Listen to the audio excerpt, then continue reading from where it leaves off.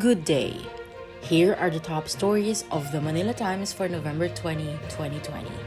President Rodrigo Duterte has approved the recommendation to make advance payments for a vaccine. Palace spokesman Harry Roque Jr. said on Thursday that Duterte accepted the proposal of vaccine czar Carlito Galvez Jr. to negotiate with foreign developers to ensure the Philippines will have enough doses once one is cleared for widespread use. Roque said the president agreed to make advance payments because he did not want the country to be left out of the race for acquiring a vaccine. Presidential Advisor for Entrepreneurship Jose Maria Joey Concepcion III said the government's private partners are ready to donate vaccines for the COVID-19 to the people once this become widely available. Concepcion, the Go Negosyo founder, said he has been working closely with Galvez and the president of a leading pharmaceutical company who, according to him, quote, has a no-profit program within the pandemic. Supreme Court Associate Justice Marvic Maria Victor Leonen has weaponized the power of the High Court by threatening to issue a show cause order against the Office of the Solicitor General and the Manila Times, a knowledgeable court insider said. The source told the Manila Times that Leonen circulated last Tuesday his 30-page draft resolution among the members of the court sitting as Presidential Electoral Tribunal.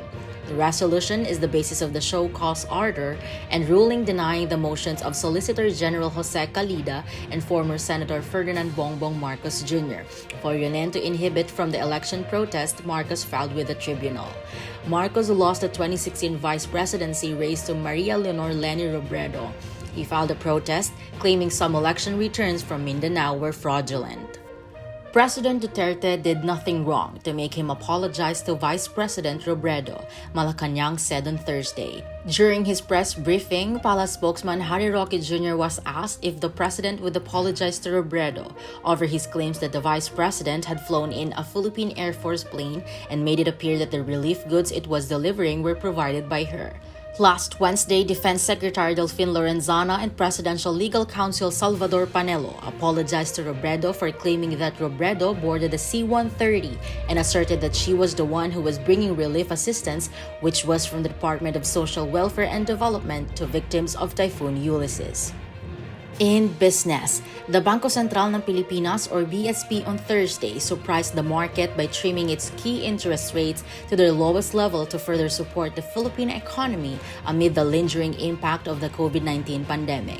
The central bank's overnight borrowing, lending, and deposit rates were slashed by 25 basis points to 2%, 1.50%, and 2.50% respectively after its policy-making monetary board held its 7th rate setting meeting for 2020. In a virtual briefing, BSP Governor Benjamin Jocno noted that uncertainty remained high as the number of coronavirus cases surged anew globally. For sports, the streaking Barangay Ginebra Gin Kings will be intensifying the aggression in Game 2 of their best-of-5 semi-final series against the Meralco Balls in the PBA Season 45 Philippine Cup at 3:45 p.m. today at the Angeles University Foundation Sports and Cultural Center in Angeles, Pampanga. Rigoberto Tiglao is the featured columnist on the front page. Tiglao talks about the University of the Philippines and its ties with the Columnist Party of the Philippines. In its editorial, The Times writes about Associate Justice Marvic Maria Victor Leonen and the threats he has issued against his fellow justices in the Supreme Court and this paper, which has exposed his inaction over 2016 election protest then Senator Ferdinand Bongbong Marcos Jr. filed. Read the full version on the Times Opinion section or listen to the Voice of the Times. For more news and information, get a copy of the Manila Times on print. Subscribe to its digital edition or log on to www.manilatimes.net. Follow us on Twitter, Facebook, and Instagram. And keep up with the Times.